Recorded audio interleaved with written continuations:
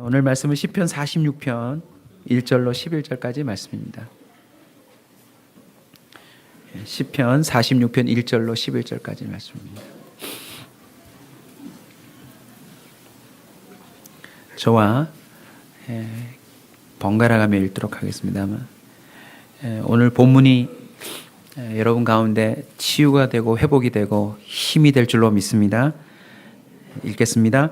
하나님은 우리의 피난처시요 힘이시니 환난 중에 만날 큰 도움이시라.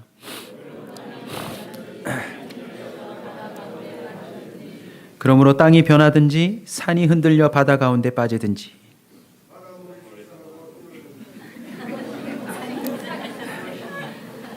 네. 3절 안 읽으십니까? 네.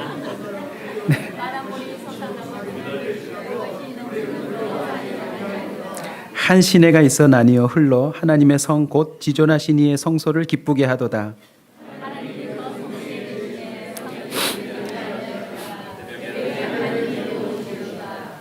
문나라가 떠들며 왕국이 흔들렸더니 그가 소리를 내시며 땅이 녹았도다.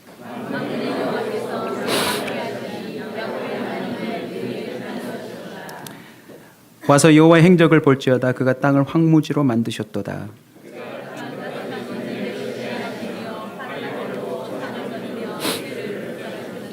이르시기를 너희는 가만히 있어 내가 하나님 됨을 알지어다. 내가 문나라 중에서 높임을 받으리라. 내가 세계 중에서 높임을 받으리라 하시도다.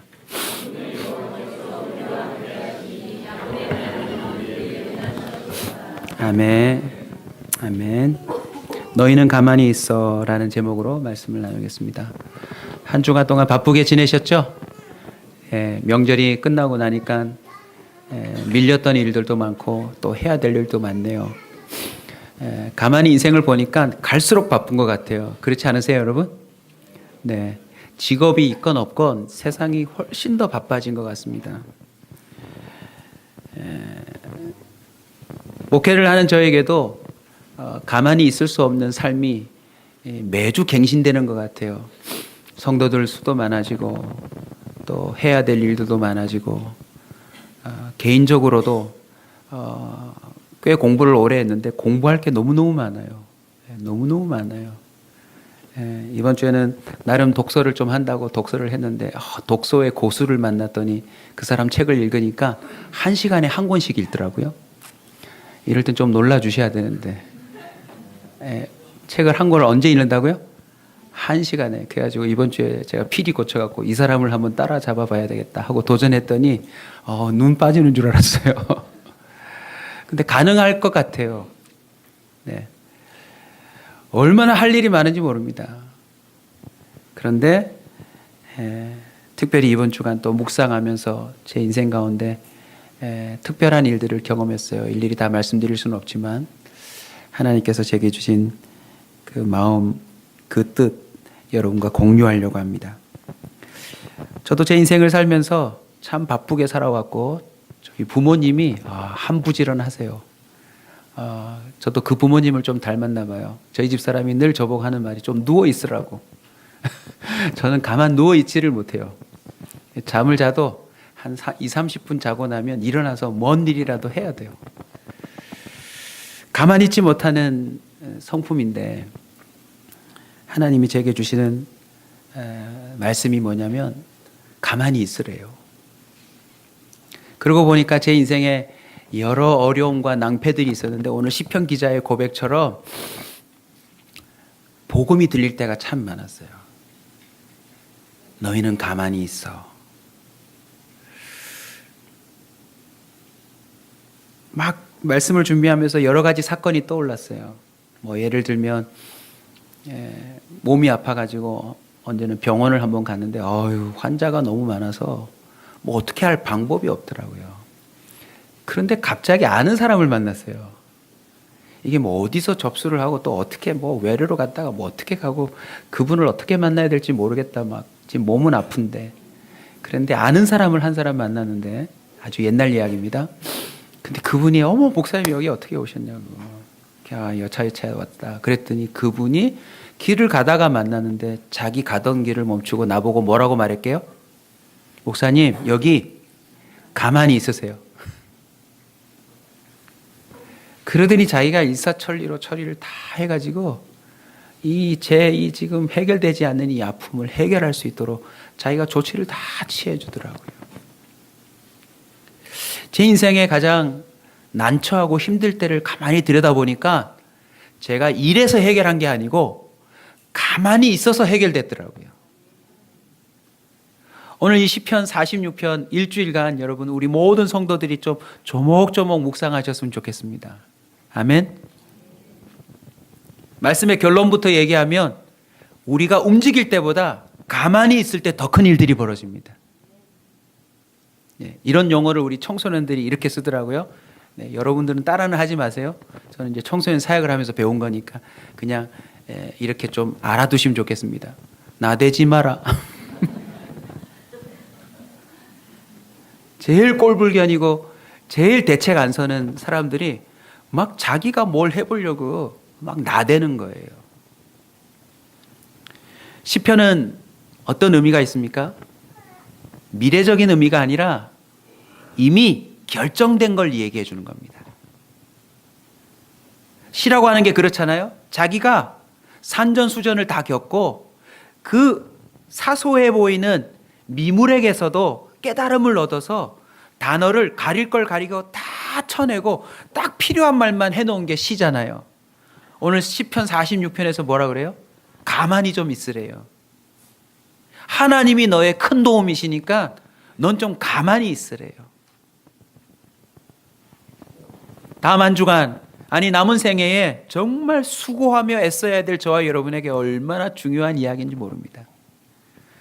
사실 이 시편 기자의 이야기의 근원은 출애굽기 14장이에요. 출애굽기 14장은 홍해를 건너는 이스라엘 민족의 이야기입니다. 거기서 뒤에는 군대가 쫓아오고 앞에는 바다가 놓여 있어서 오도 가도 못하는 그야말로 끝난 인생들, 그 가족들, 그 가문, 그 민족 앞에 모세를 통하여 하나님께서 하신 말씀이 이거더라고요. 너희는 가만히 있어. 오늘 여호와 하나님이 너희를 위하여 행하시는 구원을 보라. 여러분, 가만히 있는 믿음의 신앙인이 되시길 주 이름으로 축원합니다. 저도 목회를 해보니까 제일 힘든 걸 한번 얘기해 보라고 하시면 이겁니다. 이거 가만히 있는 게 너무 힘들어요. 지금 뭐 계속 일이 밀려오고 신방도 가야 되고 뭐 여기 일을 정리하면 여기가 일이 터지고 돌아서면 새벽 설교가 돌아오고 새벽 설교 끝내면 금요 기도에 돌아오고 금요 기도에 끝이면 주일 설교 돌아오고 눈 깜짝할 새 뭐 해야 될 일들이 너무 많이 돌아오고 임신했다고 축하해 줬더니 다음 뭐 돌잔치 한다고 또 해야 되고 뭐 눈 끄틀 새 없이 할 일이 너무너무 많아요. 그런데 가만히 있으래요. 묵상해 봤어요. 왜 가만히 있어야 하지? 왜 주님은 가만히 있으라고만 했지? 야, 뒤에 군대가 오니 힘센 사람들 좀 선발해라. 그래서 힘센 이들이 먼저 창이 없으면 쟁기라도 들고 쟁기가 없으면 땅바닥에 돌멩이라도 좀 크게 들어가지고 저 오는 군대를 향하여 던질 준비를 해라. 머리를 잘 쓰면 저 군대를 우리가 이길지도 모른다. 좀 이래야 되지 않아요? 그게 아니라 야, 물에 뜰만한 걸 좀 찾아보시오. 어쨌든 다는 못 건너라더라도 건널 수 있는 사람은 한번 건너봅시다. 끝까지 한번 도전해 봅시다. 이래야 되는 것 아닙니까? 근데 그 진퇴양난에 정말 대책 없는 삶 가운데 하나님은 이렇게 명령하세요. 가만히 있으라고. 카톡 문자가 왔습니다. 가만히 좀 있으라고. 네. 여러분 여기 지금 뭔가를 해야 되는 부담감에 사로잡힌 분들이 많으실 거예요. 오늘 주님의 음성을 꼭 들으십시오. 가만히 있으래요. 하나님은 왜 가만히 있으라고 했을까? 다음과 같이 본문 속에서 정리를 해보려고 합니다. 첫 번째는요, 딴짓하지 말라고. 어설프게 군대를 이기려고, 어설프게 이 난관을 헤쳐나가려고 뭔가를 하다가 더 큰 일이 벌어진다는 거예요. 여러분, 우리 인생을 한번 뒤돌아보십시다. 내가 뭔가를 해보려고 한 게 오히려 나를 더 힘들게 만들지 않던가요? 이 상황에서 뭐라도 해보려고 손댔다가 그게 오히려 가만히 있는 것보다 훨씬 더 큰 낭패를 안겨다 주지 않던가요?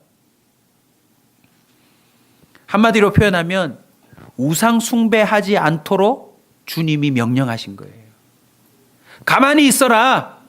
엉뚱한 거 의지하고 믿고 순종하고 숭배하지 말라는 거죠. 여러분, 우상 숭배의 정의를 내려볼까요? 간단해요.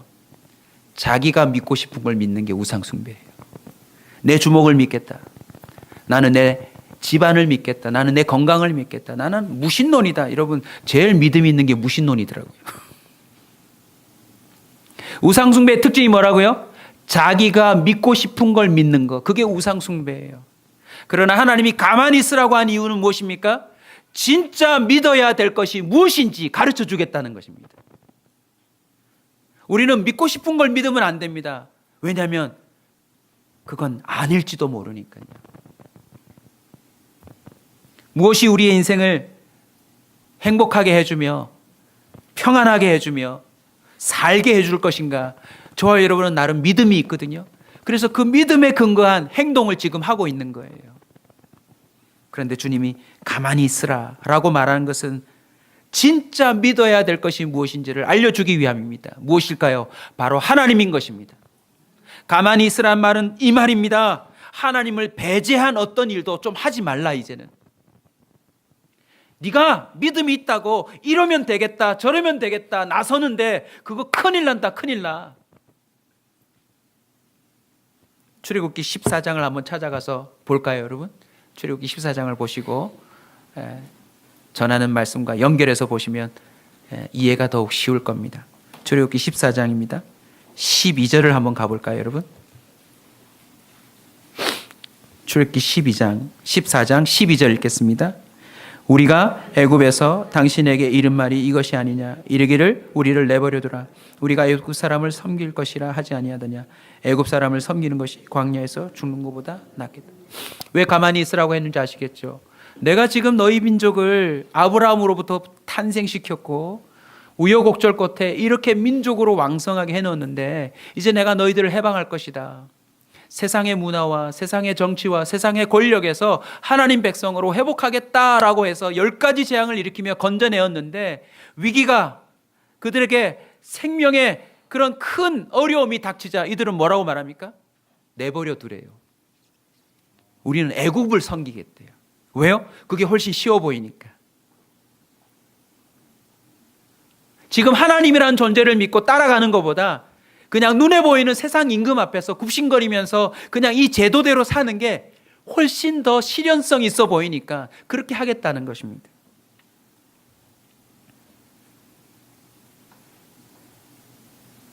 많은 사람들이요, 이런 진퇴양난의 순간에 자신의 미래를 알고 싶어 점쟁이를 찾아가요. 알고 싶어 하니까. 무당은 아니더라도 목사님, 권사님, 집사님, 좀 신앙이 있어 보이는 사람마저도 찾아가서 자신의 삶에 대해서 자꾸 물어요. 심지어 편법까지도 씁니다.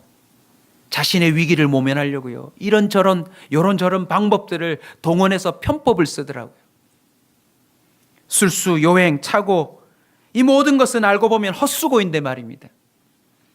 솔로몬 왕이 전도서를 통하여 분명히 선언합니다. 우리 한번 따라서 합시다. 해 아래 수고하는 모든 수고가 사람에게 무엇이 유익한가? 여러분 한번 진지하게 생각해 보세요. 저와 여러분의 가만히 있지 못하고 바쁘게 돌아다니는 이것이 정말 우리를 구원할 수 있을까요? 정말 우리를 행복하게 만들 수 있을까요? 여러분이 그렇게 바쁘게 움직이는 건 그렇게 함으로 말미암아 뭔가 될 거라고 하는 믿음 때문이 아닙니까? 근데 그 믿음대로 될까요, 여러분? 시편 127편 1절은 이렇게 말합니다. 여호와께서 집을 세우지 아니하시면 세우는 자의 수고가 헛되며. 여호와께서 성을 지키지 아니하시면 파수꾼의 깨어 있음이 헛되도다. 저와 여러분이 가만히 있지 않으면요, 자꾸 사고와 실수를 범하며 그것을 우리의 삶 가운데 쌓아두고 말 것입니다. 교회 안에서 벌어지는 일을 좀 안타깝지만 민망하지만 솔직히 고백하면요, 하나님을 빙자한 일들도 하는 거예요. 가만히 좀 있으면 될 텐데 하나님이 이렇게 하셨다고, 하나님의 뜻이라면서 막 일을 해대는 사람들이 있어요. 여러분, 그 또한 하나님 앞에서 제대로 묵상해야 합니다. 주님은 명령하십니다. 가만히 좀 있으라고. 이제 우상 숭배하지 말고, 믿고 싶은 건 믿지 말고 믿어야 될 것을 믿는 단계로 나아갈지어다. 네 힘으로 살지 말고 내 힘으로 살기를 원한다. 너의 계획이 아닌 내 계획으로 살기를 원한다. 너의 운명론으로 사는 것이 아니라 내가 결정하고 준비한 모든 것으로 살기를 원한다. 그게 주님의 가만히 있으라는 명령의 의미인 것입니다. 두 번째는요, 할 수 있는 일이 실제로 없기 때문입니다. 오늘 이 예배 자리에서 겸손히 한번 인정하실래요? 할 수 있는 게 없어요.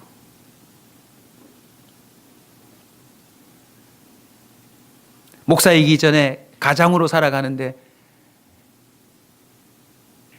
이 가정을 위해서 제가 할 수 있는 일이 없더라고요. 없어요, 정말.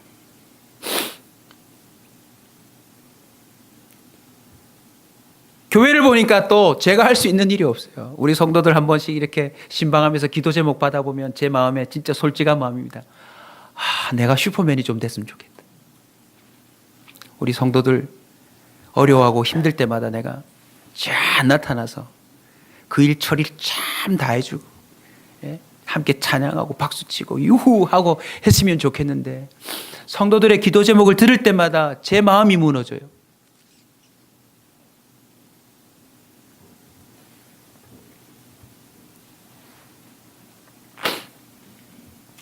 인간 사회에 아주 흥겹게 하는 이 문구가 있죠. 할 수 있다. 한번 따라서 합시다. 할 수 있다. 네, 자, 옆 사람에게도 한번 얘기해 주십시오. 할 수 있다. 그리고 질문해 보세요. 뭘 할 수 있습니까? 뭘 하실 수 있으세요?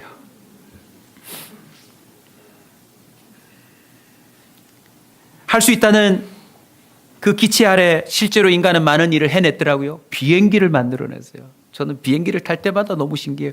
이게 어떻게 뜰까? 그리고 이게 어떻게 사뿐히 가라앉을까? 자동차도 이제 운전자 없이 운행되는 차가 나온대요. 이야, 멋지지 않아요, 여러분? 먼 미래가 아니고 그 자동차 회사의 기사를 보니까 내년부터 한국에도요, 옆 깜빡이 방향 지시등만 넣으면 차가 자동으로 차선이 변경되는 차가 내년에 나온대요. 살려고는 하지 마세요. 왜냐하면 36개월 또 노예 생활을 해야 되니까. 네, 지금 차가 퍼질 때까지 좀 타세요. 신기해요, 신기해. 깜빡이 넣고 우리는 들어갈까 말까 고민하고 간격주 대조가 하는데, 이제는 깜빡이만 넣으면 지가 알아서 옆차 간격을 조정해서 자기가 알아서 들어가는 차가 내년부터 나온대요. 100층이 넘는 빌딩을 만들어냈습니다. 우주선까지 만들어냈습니다. 인공지능 로봇까지 이제 나올 겁니다.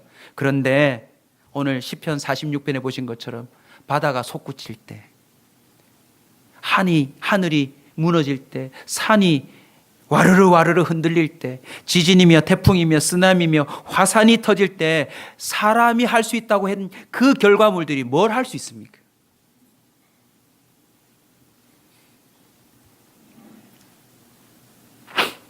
우리 성도들도 병원에 검사하러 간다 그러면 저는 그날 긴장해요. 온종일요. 의사들도 뭐라고 하던가요? 더 이상 할 게 없습니다. 맛있는 거 드시고 마음 평안하게 잡수시고 준비하십시오. 이러지 않던가요? 대통령들이 뭐라고 말하던가요? 공약할 때는 마치 우리나라를 유토피아처럼 만들려고 하지만 그들도 할 수 있는 게 없어요, 여러분.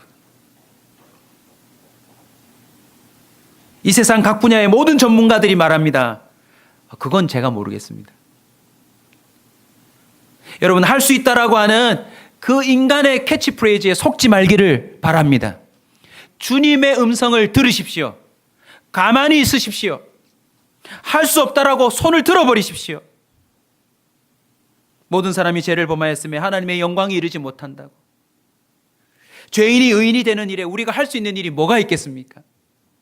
사형수가 사형 선고를 받고 교도소 안에 있는데 교도소 안에서 아무리 뭔가를 해본들 그의 사형을 면할 무슨 일을 할 수 있겠습니까? 사망 권세를 이기고 우리가 진정 온전한 사람으로 사는 일에 있어서 우리가 할 수 있는 일이 뭐가 있단 말입니까? 신명기 28장은 이렇게 얘기합니다. 여러 민족 중에서 네가 평안함을 얻지 못하면 네 발바닥이 쉴 곳도 얻지 못하고 여호와께서 거기에서 네 마음을 떨게 하고 눈을 새하게 하고 정신을 산란하게 하리니 네 생명이 위험에 처하고 주야로 두려워하며 내 생명을 확신할 수 없을 것이라. 확신할 수 없을 거래요. 67절에 이렇게 말합니다. 네 마음의 두려움과 눈이 보이는 것으로 말미암아 따라서 합시다. 아침에는 아하 저녁이 됐으면 좋겠다. 저녁에는 아하 아침이 되었으면 좋겠다. 그러고 산대요. 빨리 잠들었으면 좋겠다. 할 수 있는 일이 없으니까.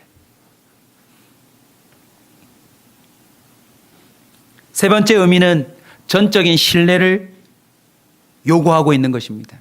가만히 있으라는 말은요, 날 좀 믿어주지 않겠니? 시편 46편 5절에 보면 새벽에 하나님이 도우시리로다. 할렐루야. 하나님이 도울 거니까 전적으로 믿으래요. 여러분, 가만히 있으라는 것은 그냥 입 다물고 그냥 찌그러져 있어 이 말이 아니에요. 어차피 너희들은 할 수 있는 일이 없고 또 한다고 하는 일이 더 큰 일들을 벌이는 것이니 이제는 나만 좀 믿고 있어 보렴이라는 것입니다. 여러분, 부분적인 믿음이라는 단어를 혹시 들어보셨어요? 말씀 원고를 준비하다가 떠오르더라고요. 부분적인 믿음. 세탁, 부분 세탁은 들어봤는데 여러분 부분 믿음 들어보셨어요? 이스라엘 민족이 지금 그 상황입니다. 모세를 따라서 10가지 재앙 때문에 이 홍해 앞까지 오는 건 나름 믿음이 있어서 온 거잖아요. 그런데 군대가 쫓아오고 막다른 골목에 달하자 그 이상의 믿음이 없는 거예요. 여기까지는 하나님을 따라오는 믿음이 있었는데 여기서부터는 어떤 믿음입니까? 돌아가야 산다라고 하는 믿음이 발동하는 거예요. 오늘 우리 사역자 모임 속에서도 교제하는데 점점 은혜가 깊어지는데 이런 표현을 하더라고요. 양다리 신앙. 하나님을 믿기도 하고 세상도 믿기도 하는.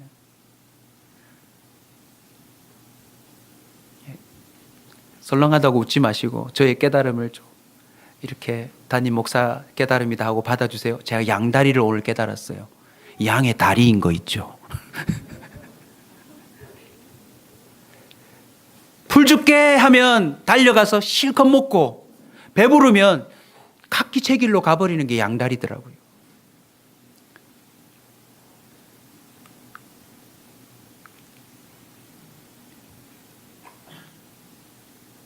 가만히 있으라는 주님의 요청을 여러분 각자에게 좀 적용하십시오.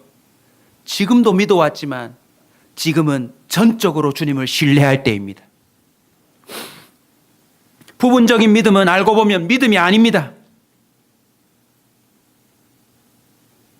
수술 한 번을 받아도 나보다 젊은 의사에게 나 죽여도 좋소 하고 사인하는 게 수술 아닙니까? 우리가 전지전능하신 하나님 앞에 설 때에 하나님이 요청하십니다. 가만히 있어 전적으로 나를 신뢰할지어다. 전적인 신뢰를 좀 더 구체적으로 여러분에게 설명하면 다음과 같이 정리할 수 있습니다. 정리가 쉽지 않을 테니까 나중에 다시 보시면서 또 생각나시는 대로 묵상하시면 좋겠습니다. 첫 번째는 침묵하는 겁니다. 이스라엘 민족은 지금 홍해 바다 앞에서요 막 말을 하기 시작했어요. 내버려둬라. 왜 데리고 나왔냐? 무슨 상황이냐? 가만히 있는다는 것에는요 전적인 신뢰로 침묵하기 시작하는 것을 포함합니다. 여러분 말하고 싶더라도 여러분 침묵할 때가 필요합니다. 괜히 말했다 싶을 때가 많기 때문입니다. 두 번째는 맡김입니다. 베드로가 직접 예수님의 은혜를 경험하고 베드로 자신의 서신에 이렇게 기록했더라고요. 너희 염려를 다 주께 맡겨버려라. 그리하면 그가 너희를 돌보시리라. 너희 염려를 맡기다. 이 말은요, 이렇게 표현할 수 있습니다. 원어를 보니까 따라서 합시다. 뭐하다? 던지다. 뭐하다? 던지다. 제가 제 가방을 이렇게 지키고 있습니다. 그런데 우리 이 앞에 있는 집사님에게 제 가방을 던졌다 하면은 이제 그 가방은 제가 어찌할 수가 없어요. 저분이 지켜주셔야지. 베드로도 주님을 배신해 본 경력이 있는 자인데 그가 완전히 주님을 경험하고 난 다음에 뭐라고 말합니까? 모든 염려를 다 던져버리래요. 저와 여러분이 염려를 갖고 있으면요, 우리는 사고치기 십상입니다. 왜냐하면 그 염려를 가만둘 수가 없으니까.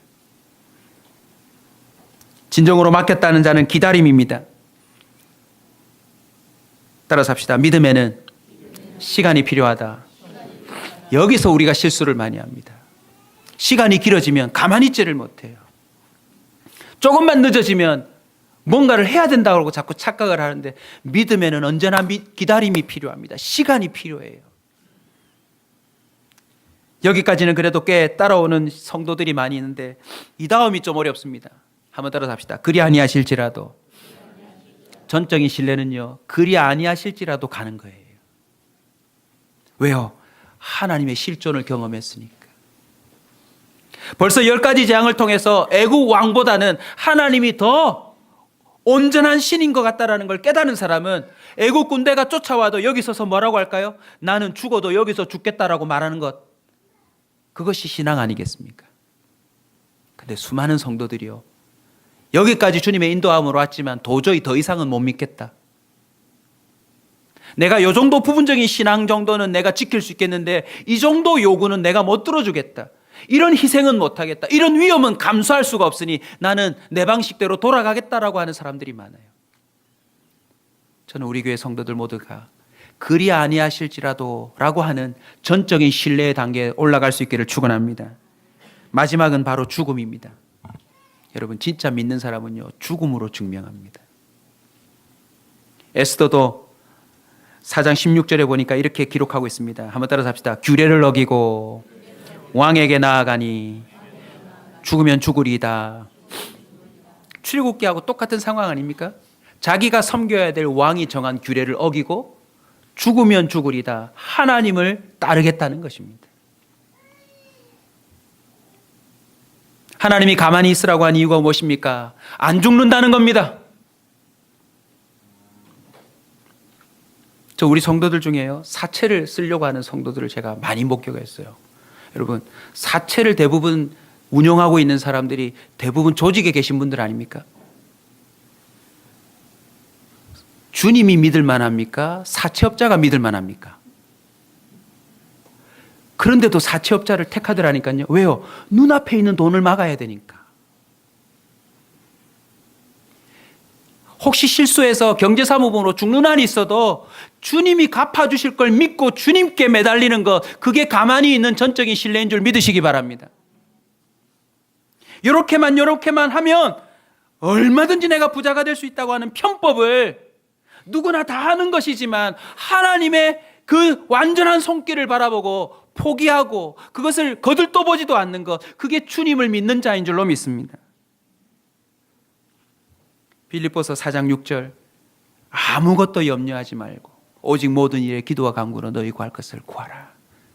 여러분, 가만히 있으라는 주님의 음성을 믿음의 선배들이 이렇게 연결지었네요. 아무것도 염려하지 말래요. 염려할 게 얼마나 많은데. 아무것도 염려하지 말래요. 그리고는 이렇게 하랍니다. 모든 일에 기도와 간구로 너희 구할 것을 하나님께 아뢰라. 사랑하는 성도 여러분, 가만히 있으라는 말은요, 전적인 신뢰의 단계로 나오라는 주님의 초청인 것입니다. 여러분은 어느 정도로 주님을 믿고 계십니까? 주님을 믿으면 믿을수록 그 혜택은 우리가 누립니다. 마지막 이유를 설명드리면 깨닫게 될 것입니다. 가만히 있으라! 이 명령의 의미는요, 내가 가만히 있지 않겠다라는 주님의 선포인 것입니다.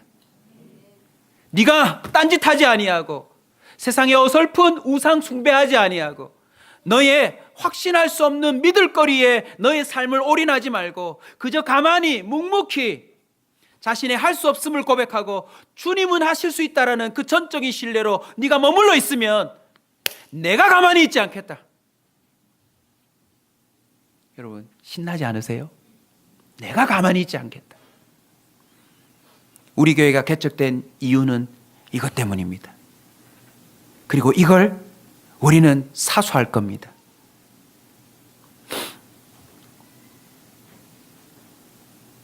출애굽기 14장 14절입니다. 여호와께서 너희를 위하여 싸우시리니 너희는 가만히 있을지어다. 하나님이 싸우시겠대요.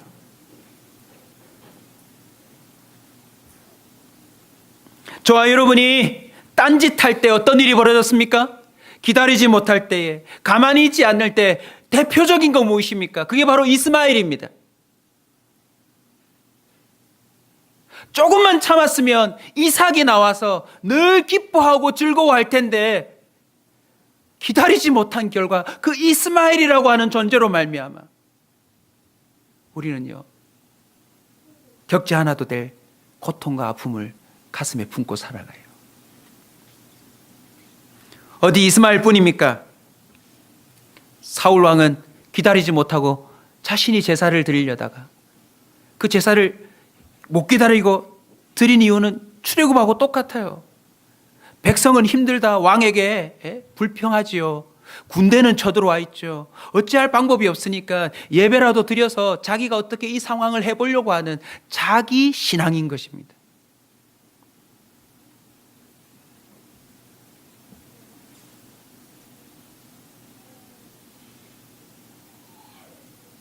엘리야를 보십시오. 엎드려 기도하는데 3년 동안 국가에 오지 않던 비가 내렸어요. 여러분, 저와 여러분이 가만히 있으면 나뿐만 아니라 공동체와 민족 전체에게도 비가 임하는 기적이 있음을 여러분 믿으시기 바랍니다.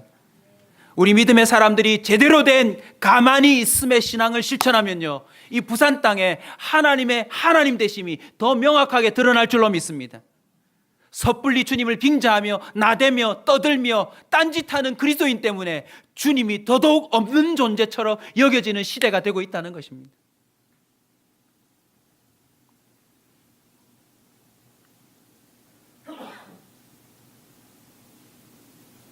하나님이 세상을 이처럼 사랑하사 독생자를 주셨으니 이는 저를 믿는 자마다 멸망치 않고 영생을 얻게 하려 하심이라. 가만히 있어 보아라 하는 말에 마지막 히든 카드입니다. 여러분, 가만히 있는 자는 뭘 경험하는 줄 아세요? 하나님의 사랑을 경험하게 됩니다.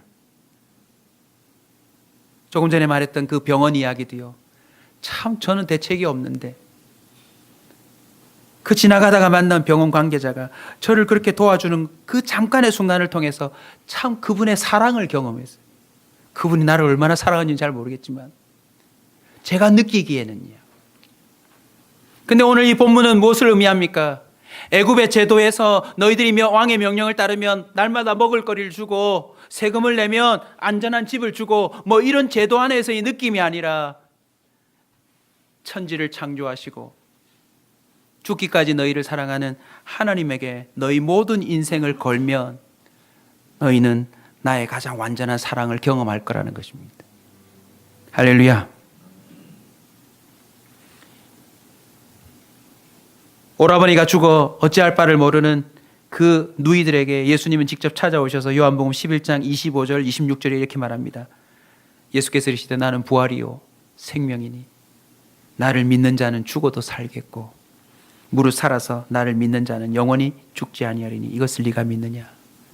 여러분, 가만히 있으면요, 끝났다고 여겨지는 것이 다시 시작됩니다. 소망이 없다고 하는 것이 다시 회복의 역사와 더불어 생명의 역동으로 이어진다는 걸 믿으시기 바랍니다. 예레미야 33장 2절은 말합니다. 이를 행하시는 여호와, 그것을 만들어 성취하는 여호와, 그의 이름을 여호와라 하는 이가 이와 같이 이르시도다. 그 다음 구절이 뭐죠? 너는 내게 부르짖으라. 내가 내게 응답하겠고 너희가 알지 못하는 크고 놀라운 비밀을 너에게 알려주겠다. 오늘 이 예배를 시작으로 저와 여러분의 삶 가운데 진정한 여호와의 일회가 임하기를 주 이름으로 축원합니다. 하나님의 일하심의 결과가 내 인생의 스토리가 되었으면 좋겠습니다. 내가 일한 결과가 아니라. 그러고 보니 이 가만히 있으라는 것은 신앙의 반응을 의미하며 가장 손쉬운 방법을 먼저 하나 알려드립니다. 무엇입니까? 바로 엎드려 기도하는 겁니다. 내가 10시간 일하는 것보다 1시간 먼저 나와서 기도하면요, 그 10시간짜리를 단축시킬 수 있어요. 기도하지 않고 10시간을 일하면 어떤 일이 벌어지는 줄 아세요? 그 뒤수수 100시간이 필요해요. 그게 계속 늘어나면요, 그냥 애굽에서 그렇게 평생 노예 생활하다가 죽어야 하는 것입니다. 그러나 시편 기자는 우리에게 선언합니다. 10절입니다. 너희는 가만히 있어. 따라서 합시다. 내가 하나님 됨을 알지어다. 내가 문나라 중에서 높임을 받으리라. 내가 세계 중에서 높임을 받으리라. 말씀을 준비하면서요, 소름 돋는 깨달음이 또 왔어요. 자, 이 부분만이라도 여러분 놓치지 말고 잘 들으십시오. 홍해바다 앞에서 정말 가만히 있지 못하고 행동한 사람들은 어떻게 되었을까요?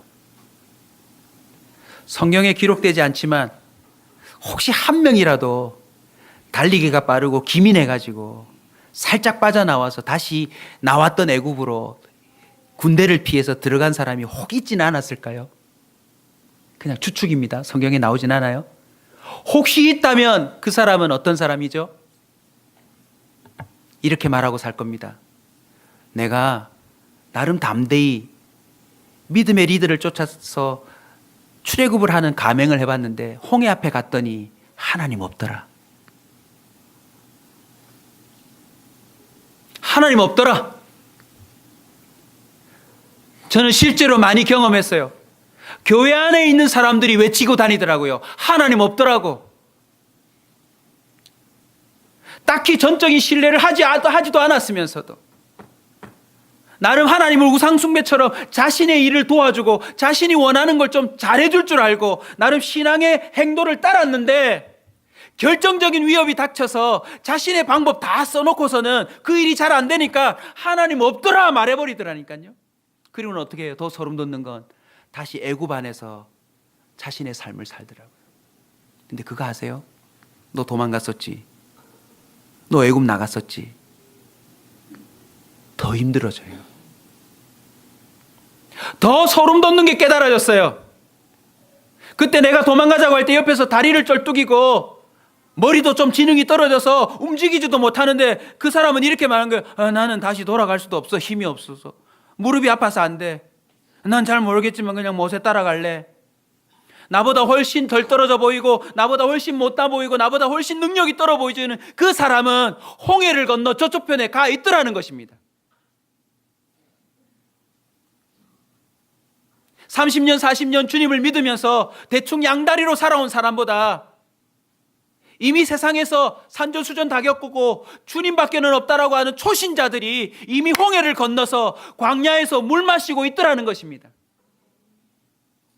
그래서 저는 우리 교회 성도들에게 도전하려고 합니다. 좀 가만히 한번 있어 보지 않으시겠어요? 어차피 할 수 있는 게 없는데. 저와 여러분이 스스로 뭔가를 해보려고 몸부림치지 마시고 주님 앞에 바짝 엎드려서 정말 주님의 실존 앞에 한번 내 삶을 맡겨보지 않으시겠어요? 장금이를 2주 앞두고 있어서 우리 성도들에게 좀 제가 담대함으로 도전하려고 합니다. 우리 교회가 개척을 하고 어느 시점이 되어서 부지를 사고 건축한다 생각하지 마십시오. 저는요, 제 개인의 인생의 도전입니다. 내가 믿음이 있는가 없는가.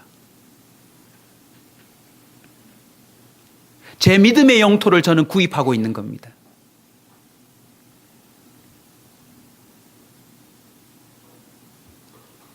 나는 제 주변에 부자들이 많아서 제가 찾아가면 도와줄 사람들이 꽤 많이 있습니다. 물론 제 착각일 수도 있습니다.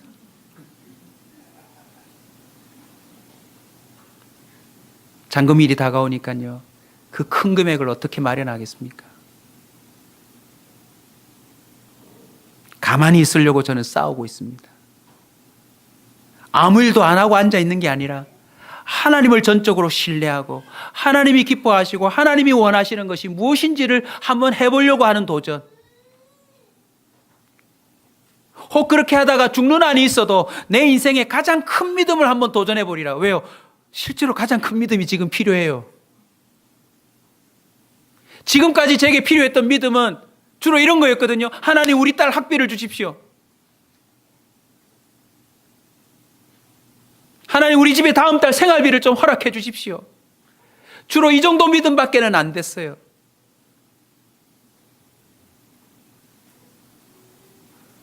여러 가지 방법들이 있지만 하나님이 이 일을 두고 어떻게 일하실지 여기서 승부가 나지 않으면 어떻게 되는 줄 아세요? 또 소름 돋는 이야기 마지막으로 합니다. 만약 홍해바다 앞에서 이들이 머리를 써서 홍해를 건넜다 칩시다. 자, 옷을 벗어보시오. 팔을 묶으시오. 그리고 그 안에 뭘 넣으시오. 그리고 부시오. 그러면 약간의 부력이 있을 것이오. 자, 다 살릴 수는 없어. 살 수 있는 사람은 저 건너편까지 뒤돌아보지 말고 발차기를 하시오. 살았겠죠. 어린아이도 수영 못하는 사람도 노인들도 물에 빠져 죽지만 그래도 홍해를 건넌 사람은 있겠죠. 그리고 그 사람은 건너편에서 이렇게 얘기했을 수도 있습니다. 하나님이 우리를 도우셨어. 하나님 우리를 살리셨어. 그러나 여러분 그거 아세요? 바닥에 있는 똥 피하려다가 똥차에 치이는 기분. 홍해를 자기 힘으로 열심히 건넜는데 광야 40년을 어떻게 통과하죠? 저와 여러분이 가만히 있음의 신앙을 통과하지 못하면요, 앞으로 남아있는 여러분의 삶 가운데 여러분이 앞으로 10배, 20배, 100배 이상의 잔머리를 굴리지 않으면 저와 여러분의 삶은 견뎌낼 수가 없습니다. 여러분 그렇게 사시겠어요?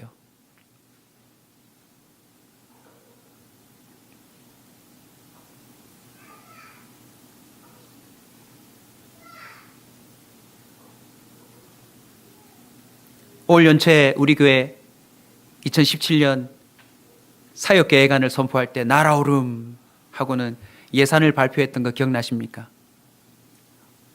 5억 1,900만 원입니다. 우리 장로님 나오셔서 예산을 발표하실 때 개척교회가 이런 큰 금액을 하게 되었습니다. 부담스럽기도 하지만 우리 열심히 기도합시다. 이렇게 했던 거 기억나세요? 제가 나와서 한 10억쯤 하려다가 여러분 놀라실까봐 한 5억 정도로 했습니다 라고 말씀드렸던 거 기억나세요?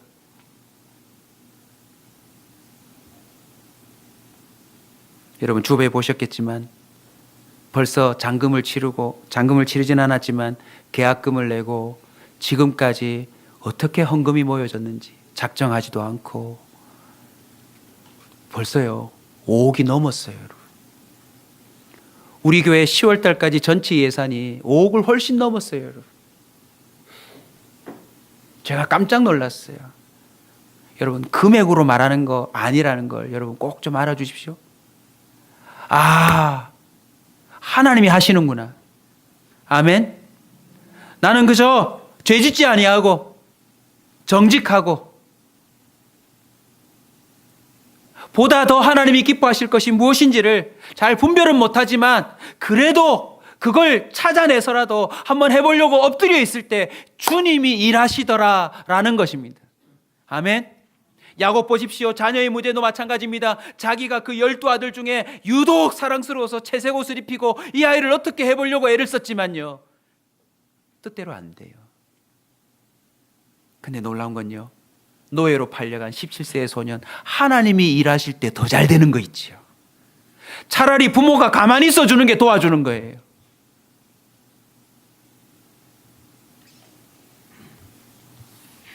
이를 행하시는 여호와, 그것을 만들며 성취하시는 여호와, 그의 이름을 여호와라는 이가 이와 같이 말씀하시는도다. 너는 내게 부르짖어라. 좀 가만히 있고 내가 내게 응답하겠고 크고 놀라운 비밀을 너에게 알려주리라. 그래서 우리 성도님들에게 정직하게 요청합니다. 또 우리 리더들은 저보고 또 혼내실 수도 있지만 헌금 안 하셔도 됩니다. 가만히 있는 기도를 좀 해주십시오. 아멘. 저 압니다. 우리 교회 성도들 헌금 내실 수 있는 여력이 안 됩니다. 저도 안 되고요. 그러나 이때 우리 모두가 합심하여 정직하게 가만히 있는 기도를 할 때 이게 어떻게 되는지를 우리 모두가 보게 될 줄로 믿습니다. 지금까지 그래 왔고요, 여러분. 저는 이번에 이 사건이 우리 모두에게 증거가 되리라 믿습니다. 사업하시는 분들, 자녀 문제로 고민하시는 분들, 자신의 미래를 두고 고민하시는 분들, 인생 가운데 벌어진 사건과 사고를 두고 위험한 상황들을 두고 고민하시고 또 나름 뭔가를 해보려고 뭐 이렇게 저렇게 방법을 모색하고 있는 분들, 오늘 이 주의 음성으로 들으십시오. 진정한 가만히 있는 신앙, 그 가운데 하나님의 일하심을 이제 경험하는 저와 여러분 되시길 축원합니다.